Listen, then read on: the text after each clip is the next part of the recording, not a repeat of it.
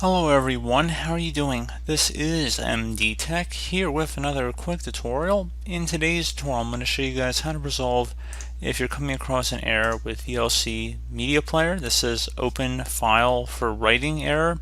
So click abort to stop the installation, retry to try again, or ignore to skip this file. So this should hopefully be a fairly straightforward tutorial, guys, and without further ado, let's go ahead and jump right into it. So we're going to start by right-clicking on a blank area on our taskbar and select Task Manager.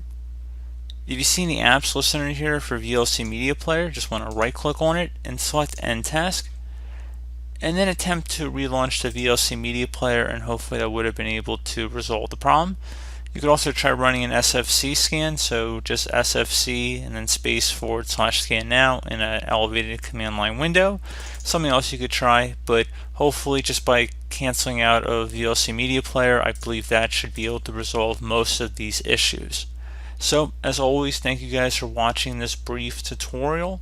I do hope I was able to help you out, and I do look forward to catching you all in the next tutorial. Goodbye.